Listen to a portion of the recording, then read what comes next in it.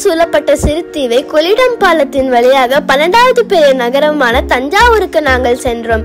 இது தஞ்சை அரண்மனை, பிரகதீஸ்வரர் கோயில், தஞ்சை ஓவியங்கள் மற்றும் தலையாட்டி பொம்மைகளுக்கு பெயர் பெற்றது.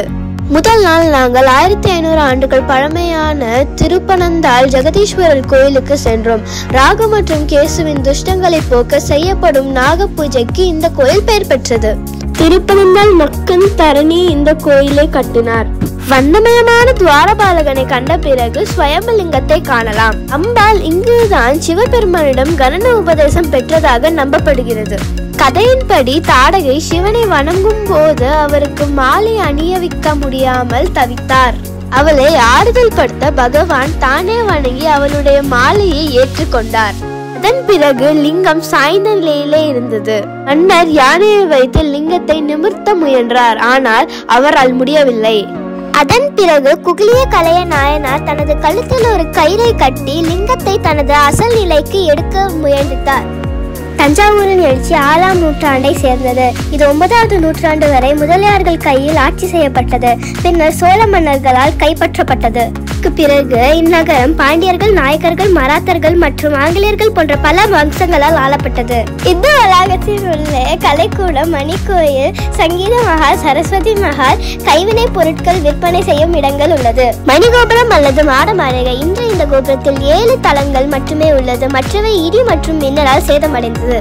ராகவ நாயகர் இந்த கோபுரத்தின் உச்சியில் ஏறி ஸ்ரீரங்க ரங்கநாத கோயிலின் சிகரத்தை வழிபட்டார். இந்த கோபுரம் செஞ்சி நாயக்கர்களின் பாணியில் வடிவமைக்கப்பட்டது. இப்போது ஏறுவது தடை செய்யப்பட்டுள்ளது. மராத்தா தர்பார் மண்டபம் 1684ஆம் ஆண்டு சஹாஜத் அவர்களால் அவர்களின் நீதிமன்றமாக கட்டப்பட்டது. இப்போது பராமரிப்பில் உள்ளது.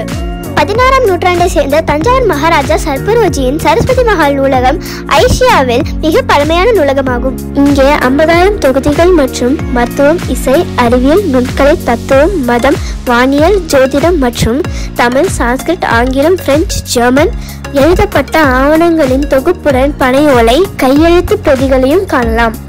மன்னர்கள் பயன்படுத்திய சில சுவாரஸ்யமான கலை பொருட்களை இங்கு காணலாம். 192 அடி உயரம், 8 மாடிகள் கொண்ட அரசல் கோபுரம். ஆரம்பத்தில் 2 மாடி கட்டிடமாக நாயக்கர்களால் 1645இல் கட்டப்பட்டது. அரச குடும்பத்தினர்கள் பயன்படுத்திய ஆயுதங்கள், உடைகள் மற்றும் இசைக்கருவிகள் போன்ற பொருட்கள், மர கற்பூர பெட்டிகள், பூட்டுகள், யானைகளின் அங்குசம், பாத்திரங்கள், ஆயுதங்கள், தேர் போன்றவை சோழர் காலத்தில் 8ஆம் மற்றும் 15ஆம் நூற்றாண்டுகளை சேர்ந்த அழகிய கல் சிற்பங்களை பெரிய முற்றத்தில் காணப்படுகின்றன. மராத்தியர்கள் பின்னர் 1855 ஆண்டில் இதை புதுப்பித்து வெவ்வேறு இராணுவ நோக்கங்களுக்காகவும் கண்காணிப்பு கோபுரமாகவும் ஆயுதங்கள் மற்றும் வெடிமருந்துகளை சேமிக்கவும் பயன்படுத்தினர். தென்னிந்தியாவில் வெண்கல கலைகளுக்கு சோழர்கள் காலம் ஒரு பொற்காலம். அவர்கள் மெழுகு வார்ப்பு முறையை பயன்படுத்தினர். இந்த சிலைகள் அவற்றின் கைவினை திரையின் விரிவான அலங்காரம், முகபாவனைகள் மற்றும் உடல் தோற்றங்களுக்கு பெயர் பெற்றவை.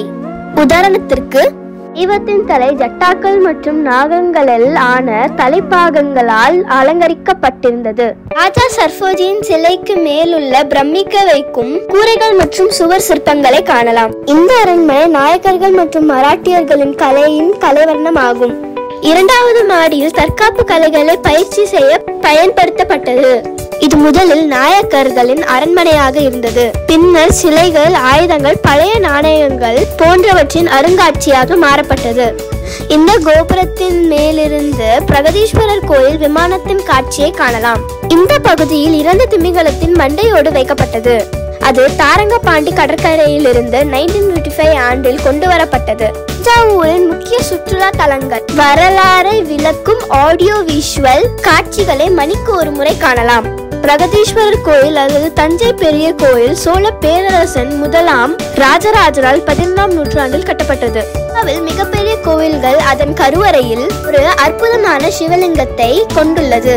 இது யுனெஸ்கோவின் பாரம்பரிய தலமாகும். நவீன இயந்திரங்கள் இல்லாமல் இன்டர்லாக் முறையை பயன்படுத்தி கட்டப்பட்ட இந்த கோயில் தரையில் நிழல் விழுவதில்லை.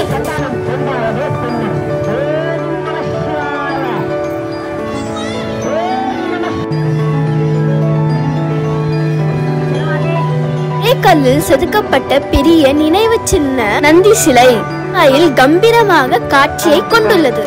2.7 மீட்டர் உயரமுள்ள 20 டன் எடையுள்ள இந்த லிங்கம் ஒரே கல்லில் இருந்து உருவாக்கப்பட்டது.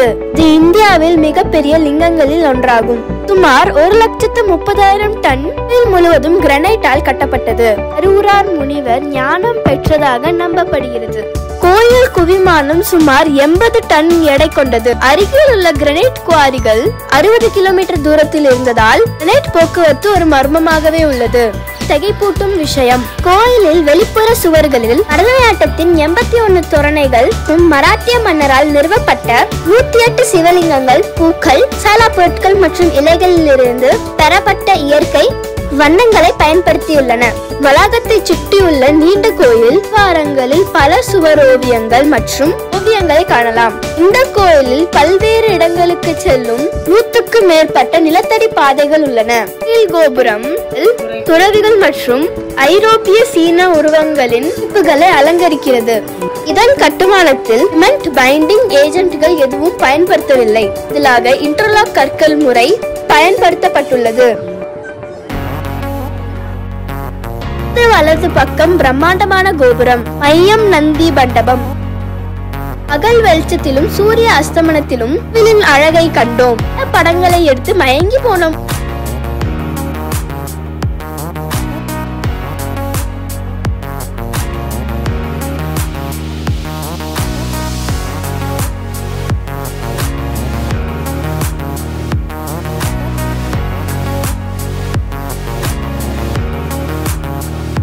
உள்ள சோமேஸ்வரர் ஸ்வயம்பலிங்கம் கோயில் என்று அழைக்கப்படும். இந்த தேவார பாடல் பெற்ற சிவஸ்தலம் கும்பகோணத்தின் தோற்றம் மற்றும் மகாமக விழாவுடன் நேரடியான தொடர்புள்ள 12 கோயில்களில் ஒன்றாகும்.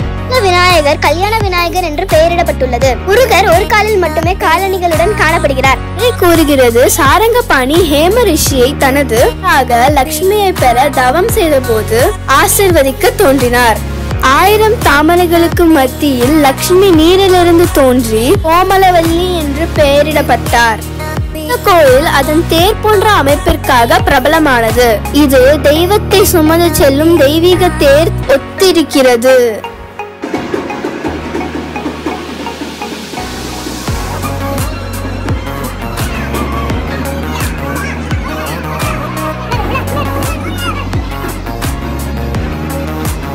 திவ்ய தேசங்களில் ஒன்றான கும்பகோணம் ராமசாமி கோயில் தெற்கின் அயோத்தியா என்று அழைக்கப்படுகின்றது. மேலும் இது 12 ஆண்டுகளுக்கு ஒரு முறை நடைபெறும் மகாமகம் விழாவுடன் தொடர்புடையது. ராமாயண கதையின் சிறந்த கதைகள் இங்கே ஓவியங்கள் மற்றும் சிற்பங்கள் மூலம் செதுக்கப்பட்டுள்ளன. ராமர், சீதை, லக்ஷ்மணன் மற்றும் ஹனுமன் இங்கு முக்கிய தெய்வங்கள். கும்பகோணம் சக்கரபாணி விஷ்ணு கோயில் 108 திவ்ய தேசங்களில் ஒன்றாகும். மேலும் ரங்கநாத வடிவில் விஷ்ணுக்கு அர்ப்பணிக்கப்பட்ட பஞ்சரங்க கஷேத்திரங்களில் ஒன்றாகும். மராட்டிய மன்னர் 2ஆம் சர்போஜி மற்றும் அவரது மகளின் சிலை இந்த கோயிலில் உள்ளது. ஜலந்திராசுரன் என்ற அரக்கனை அழிக்க நியமிக்கப்பட்ட சுதர்ஷன சக்கரா பகவான் விஷ்ணுவில் பெயரிலிருந்து இந்த கோயில் அதன் பெயரை பெற்றது. சாரங்கபாணி, ராமசாமி, சக்கரபாணி ஆகிய 3ம் சேர்ந்தால்தான் ஒரு திவ்ய தேசம். கும்பகோணம் மற்றும் அதை சுற்றியும் 11 திவ்ய தேசங்கள் அமைந்துள்ளது. உங்களுக்கு நேரம் கிடைத்தால் இதை சென்று பார்த்துவிட்டு மகிழவும்.